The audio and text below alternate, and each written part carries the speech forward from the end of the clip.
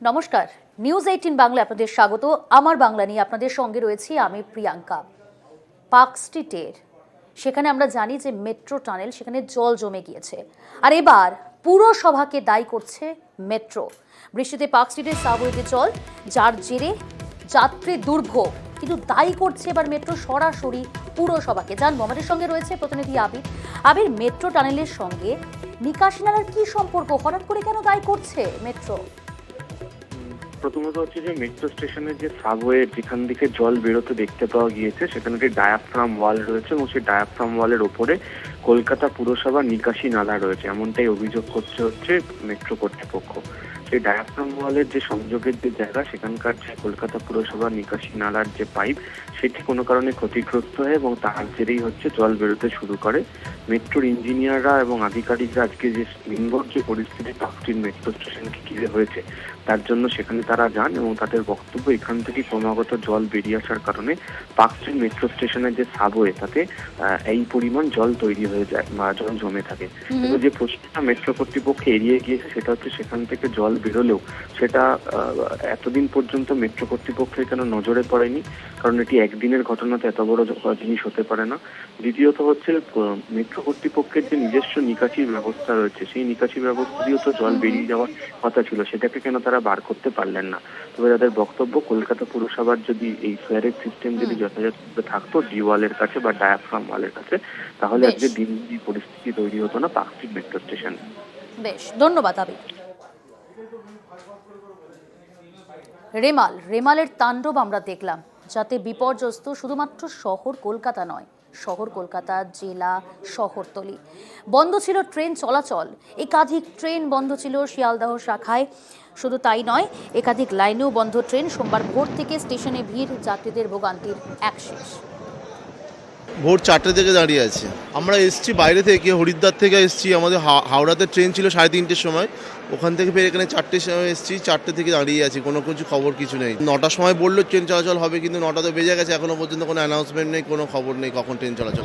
দুর্ভোগের শিকার হচ্ছে না অনেক এখন যত তাড়াতাড়ি বাড়ি যেতে পারবো ততই ভালো লাগবে, কিন্তু বাড়ি যেতে পারছি না, খুব খারাপ লাগছে। 7 बजे से मैं खड़ा हूँ, अभी तक कोई ट्रेन की कोई सूचना नहीं है। बहुत परेशानी हो रहा है, सुबह से निकला हुआ, अभी तक ऑफिस पहुँचने में परेशानी हो रही है। 4 ঘন্টা ধরে আমি বসে আছি, ট্রেনে এখনো যাওয়াটা হচ্ছে নি। এখনো ঘরে যাওয়া হবে, সুন্দরতন ঘরে যেতে আমি কাকদ্বীপ যাব। আমি বাইরে দিল্লি থেকে এসেছি, এখান থেকে এমনি অবস্থা, বৃষ্টি পড়তেছে, ট্রেন লাইন চড়তে জন্য কি অসুবিধা হচ্ছে প্রচুর। বলছিল কি 9টার দিকে চলবে, দেখি কি হয়, কি বলে। এদিকে রবিবার থেকেই নামখানায় প্রবল বৃষ্টি, রাত থেকে নামখানা স্টেশনে দাঁড়িয়ে রয়েছে একাধিক ট্রেন, অপেক্ষারত যাত্রীরা। যাবো হচ্ছে নিউ গড়িয়া, হসপিটালে কাজ আছে, মানে রুগী আছে, এই জন্য যাবো বলে এখানে দাঁড়িয়ে আছি ট্রেন ধরার জন্য।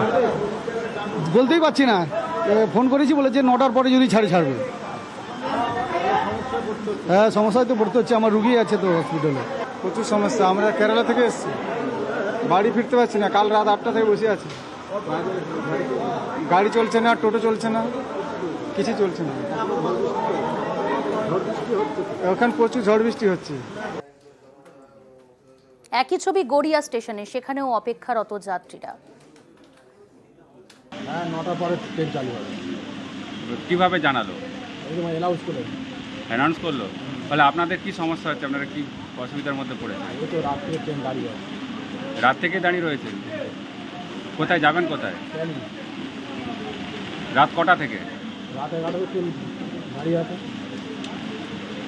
অ্যানাউন্স করে দিয়েছে 9টার পরে ট্রেন ছাড়বে। আপনি কোথায় যাবেন? বেরোবই। 6টা পর্যন্ত বন্ধ থাকার কথা ছিল, সেটা জানতেন? জানতাম না।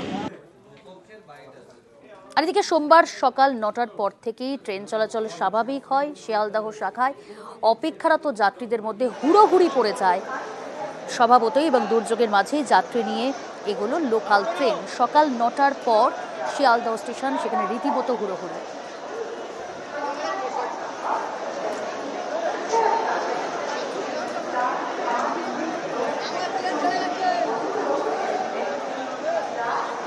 এবং পাশাপাশি শিয়ালদার পাশাপাশি নামখানা স্টেশন, সেখান থেকেও ছাড়লো ট্রেন। দুর্যোগের মাঝেই যাত্রী নিয়ে এগোলো লোকাল ট্রেন।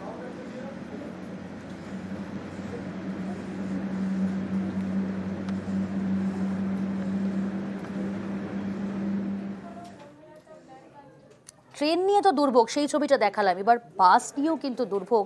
সকাল থেকে আমরা দেখেছি ধর্মতলা চত্বর, সেখানেও কিন্তু বাস পাওয়া যাচ্ছিল না, এবং সেই দুর্ভোগের ছবিটা সকাল থেকে আপনাদের দেখিয়েছি আমরা।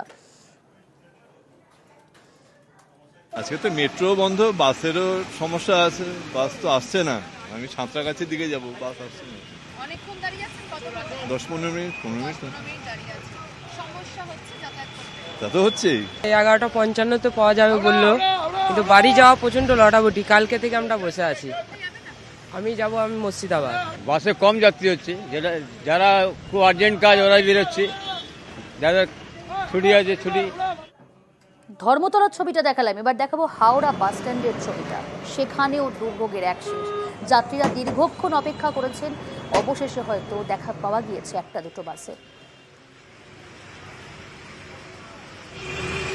যাবো যাদবপুর। কোন বাসের জন্য দাঁড়িয়ে রয়েছে? AC1, AC5 কোনোটাই নেই, সরকারি বাস। সরকারি বাস। কতক্ষণ কোন বাসের জন্য দাঁড়িয়ে রয়েছে? VS239 airport. এয়ারপোর্ট কতক্ষণ দাঁড়িয়ে রয়েছে? অনেকক্ষণ, প্রায় আপনার 20 মিনিট হয়ে গেল। অনেক কম আজকে। কতক্ষণ দাঁড়িয়ে আছেন গাড়ি পাওয়ার জন্য? হ্যাঁ, আধা ঘন্টা। অন্যান্য দিন হলে এই বৃষ্টির জন্য এই বৃষ্টি প্রায় 1 ঘন্টা হয়ে গেল। 1 ঘন্টা হয়ে গেল। মানে আপনি কি কোনো অফিসিয়াল কাজে যাচ্ছেন? না, আমি রিসার্চ করি বালিগঞ্জে সায়েন্স কলেজে, তো ওখানে আমি থাকি যাদবপুরে।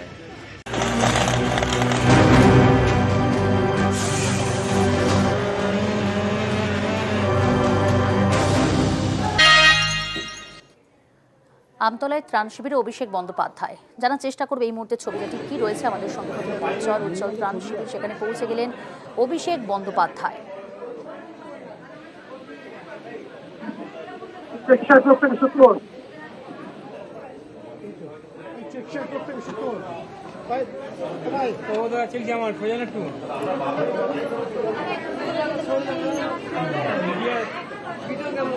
উজ্জ্বল, তুমি শুনতে পাচ্ছ?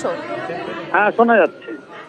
উজ্জ্বল, অভিষেক বন্দ্যোপাধ্যায় তিনি ত্রাণ শিবিরে গিয়েছেন, সেখানে প্রত্যেকের সঙ্গে কথা বলছেন, যে ছবিটা আমরা এই মুহূর্তে দেখতে পাচ্ছি। দেখো, একটা আমতলার পীরতলা বলে একটি জায়গা, এবং এখানে যে ত্রাণ শিবিরটা হয়েছে, সেখানে ত্রাণ শিবিরে বেশ কিছু মানুষ, দুর্গত মানুষ, তারা এখানে রয়েছেন, এবং সেখানে দাঁড়িয়ে একটা বিষয় যে প্রচুর মানুষ এখানে এসছেন, তাদের সমস্যা কথা শুনছেন অভিষেক বন্দ্যোপাধ্যায়, এবং প্রত্যেককে যারা যারা রয়েছেন এখানে প্রত্যেকের সমস্যা রয়েছে এবং তাদের সঙ্গে কথা বলছেন। আমরা এখন দেখতে পাচ্ছি এখানে বেশ কয়েকজন এসছেন। এর আগে চণ্ডীতলা বলে একটি জায়গা রয়েছে, সেখানে অভিষেক বন্দ্যোপাধ্যায় গিয়েছিলেন এবং সেখানকার দুর্গত মানুষদের সঙ্গেও কথা বলেছেন। এখানেও কিন্তু তিনি দুর্গত মানুষদের সঙ্গে কথা বলছেন। উজ্জ্বল তুমি সঙ্গে থাকো। আমতলায় ত্রাণ শিবিরে অভিষেক বন্দ্যোপাধ্যায়, সেখানে একই সঙ্গে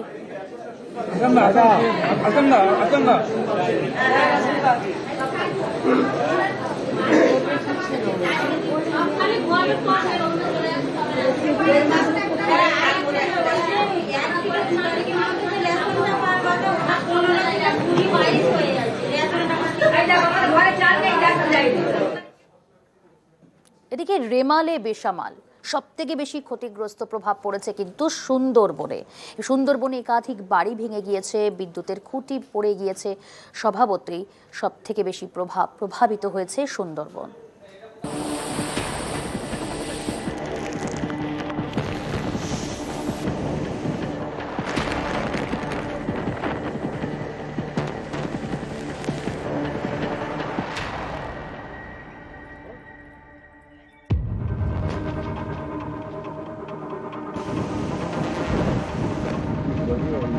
দুরন্ত ঘূর্ণিঝড় রেমাল বিধ্বস্ত সাগরদ্বীপ। রবিবার রাতেই সাগরদ্বীপ ও বাংলাদেশের খেপুপাড়ার মধ্যে আছড়ে পড়ে সাইক্লোন। এতে বেসামাল সুন্দরবনের বিস্তীর্ণ এলাকা। কোথাও ভাঙল বাঁধ, কোথাও ভেঙে পড়ল বাড়ি। ঝড়ের তাণ্ডবে উপড়ে গিয়েছে শয়ে শয়ে বিদ্যুতের খুঁটি। বড় বড় সব গাছ ঝড়ের দাপটে একেবারে কাত। কোথাও কোথাও বিস্তীর্ণ এলাকা জলের তলায়।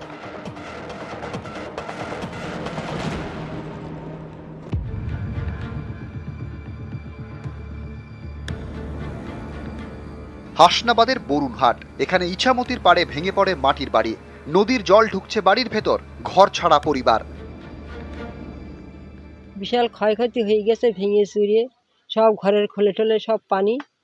বিশাল আতঙ্কের মধ্যে ছিলাম, ঝড়ের ঝাপটায় সব কিছু ভেঙে চুরিয়ে গেছে। বিশাল অসুবিধার মাঝখানে আমাদের কি করি কি করব আমরা নিজেরাই জানি না। কুলতলির অম্বিকানগর ও দেউলবাড়িতে ঝড়ে ক্ষতিগ্রস্ত একের পর এক বাড়ি। বেশ কিছু বাড়ি পুরোপুরি ভেঙে পড়েছে। মাথা গোঁজার ঠাঁই হারিয়ে পরিবারগুলির ঠিকানা এখন ফ্লাড সেন্টার।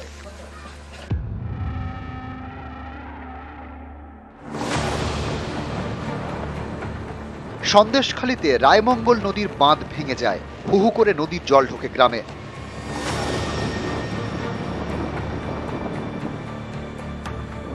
হিঙ্গলগঞ্জেও নদী পাড়ে ভাঙন ভয়।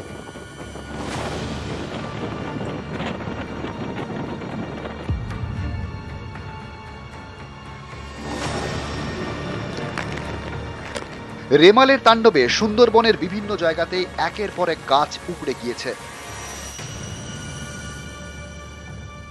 বাসন্তী ঝড়খালি রোডের ওপর গাছ পড়ে ব্যাহত হয় যান চলাচল।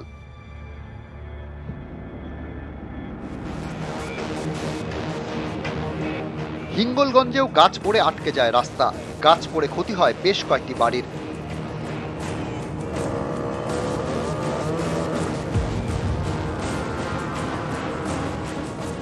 সুন্দরবনের বিভিন্ন অংশেই শয়ে শয়ে বিদ্যুতের খুঁটি উপড়ে পড়ে। নবান্ন সূত্রে খবর, সুন্দরবনের বিভিন্ন ব্লক মিলিয়ে ৩০০-র বেশি বাড়ির ক্ষতি হয়েছে। ৩০০-র বেশি বিদ্যুতের খুঁটি উপড়ে পড়েছে। নিউজ 18 বাংলা। একের পর এক নদী বাঁধে ধস নেমেছে, কোথাও বাঁধ উঠছে, গ্রামের ভেতরেই জল প্রবেশ করছে।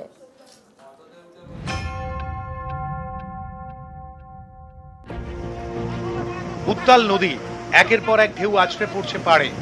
চাপ বাড়ছে বাঁধে, এতে কোথাও বাঁধে ধস, কোথাও বাঁধ উপচে গ্রামে ঢুকেছে জল। দক্ষিণ 24 পরগনার বিস্তীর্ণ এলাকায় দুর্যোগে দুর্ভোগ।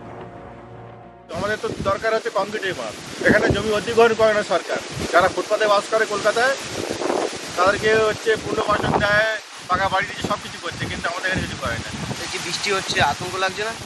লাগবে তো অবশ্যই, কি করার কিছু নেই, কোথায় যাবো আমরা?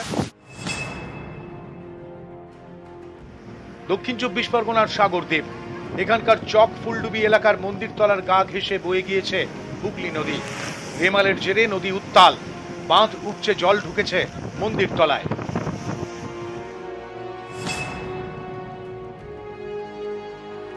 গোসাবার রাঙাবেলিয়া, রবিবার রাতে এখানে গোমর নদীর বাঁধে বেশ কিছু জায়গায় ধস নামে, আতঙ্ক ছড়ায়।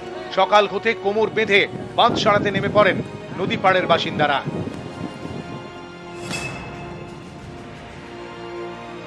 হিঙ্গলগঞ্জে ফুঁসছে ইছামতি নদী, এখানকার বোলতলায় নদী বাঁধে ভাঙন। রবিবার রাতেই বাঁধ মেরামতিতে নামতে হয় স্থানীয়দের।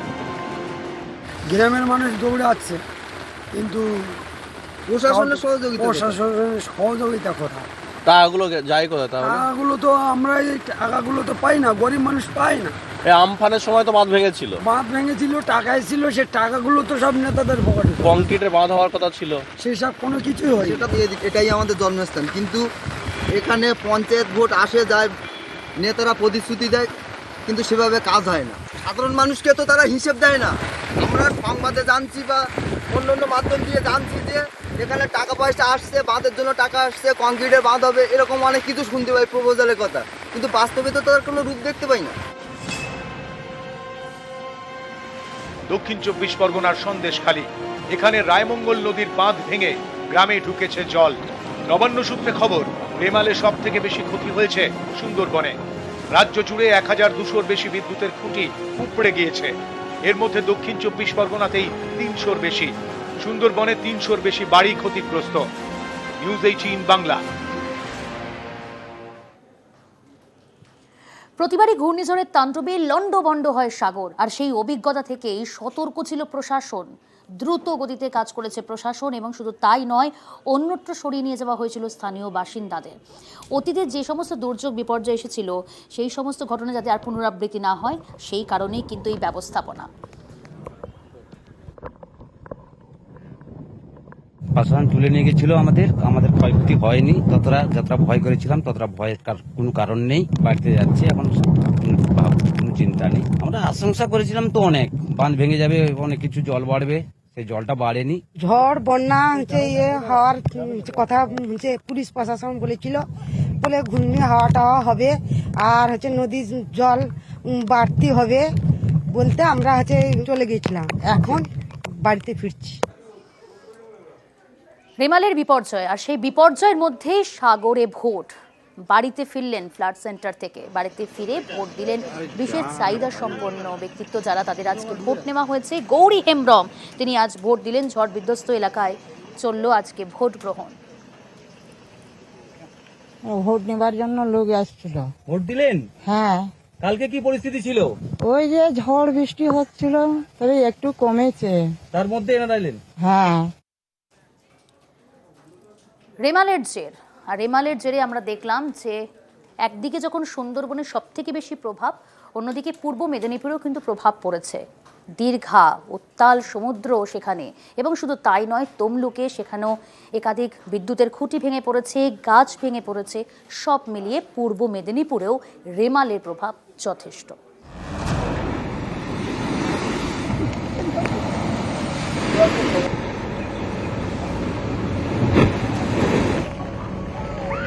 ঘূর্ণিঝড় রেমাল,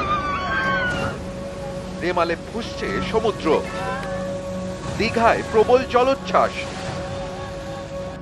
রেমালের দাপট, রবিবার থেকেই ফুঁসছে সমুদ্র। পর্যটকদের অতি প্রিয় দীঘায় সতর্ক ছিল প্রশাসন।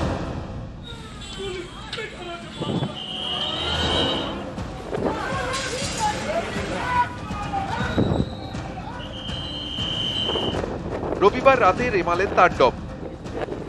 সোমবার ভোরে দীঘার আকাশ কিছুটা পরিষ্কার দেখেই অনেকে সমুদ্র স্নানে যান। প্রশাসনের নিষেধাজ্ঞা, কিন্তু কে শোনে কার কথা?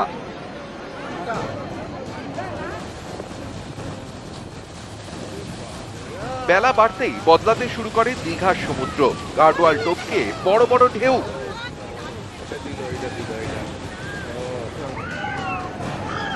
গার্ডওয়ালের উপর কেউ বসবেন না, সমুদ্র ভীষণ উত্তাল, তাই আপনার প্রাণহানি। সঙ্গে সঙ্গে প্রশাসনের মাইকিং শুরু।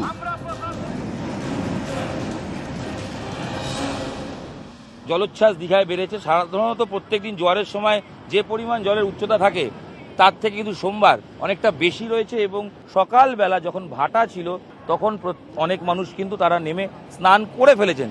সেটা নিউ দীঘার ক্ষেত্রে করেছেন, তবে ওল্ড দীঘায় নিষেধাজ্ঞা রয়েছে এবং প্রশাসনের তৎপরতা রয়েছে প্রশাসনের তরফ থেকে, যেটা রবিবার কাউকে সামনেই আসতে দেওয়া হচ্ছিল না, এই মুহূর্তে তাদের সবাইকে আসতে দেওয়া হচ্ছে, কিন্তু সমুদ্রের নামা বারণ রয়েছে। পূর্ব মেদিনীপুরের একাধিক জায়গায় রেমালের ভালোই প্রভাব পড়েছে। রেমালের জেরে টানা বৃষ্টি হয়েছে তমলুকে। জলমগ্ন হয়ে পড়ে তমলুকের ৮ নম্বর ওয়ার্ডের বেশ কিছু এলাকা। জল জমে যায় তমলুক হাসপাতালেও। জলমগ্ন হয়ে পড়ে মহিষাদলের ১৩ পেক্সা এলাকাও। এখানে একাধিক বাড়ির ভিতর জল ঢুকে পড়ে। এই যে জলটা বেড়ে যাওয়ার ফলে আমাদের খাওয়া দাওয়া বন্ধ, এইরকম ভাবে খাটে বসে আছি, সব জিনিসপত্র তুলে নিয়ে না পারছি বাথরুম করতে, না পারছি কিছু করতে। আমি অসহায় হয়ে আমি আপনাদের সবার শরণাপন্ন হয়ে বলছি, এখনই আমাকে এই জলবন্দী দশা থেকে মুক্ত করুন।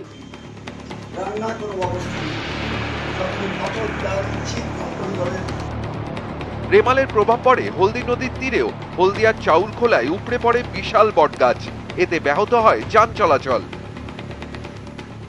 যারা পথ চলতি মানুষ তারা ওইখানে প্রচণ্ড দাবদাহে এসে বসে কিছুটা তৃপ্তি সহকারে বসতেন এবং জিরিয়ে নিতেন। এইটা ভাঙার ফলে পথ চলতি মানুষের অনেকটা অসুবিধা হলো। হলদিয়া টাউনশিপ এলাকাতেও অনেক ছোট বড় গাছ উপড়ে পড়ে। দ্রুততার সঙ্গে গাছগুলি সরিয়ে ফেলতে ময়দানে নামে পুরসভার টিম। নিউজ 18 বাংলা।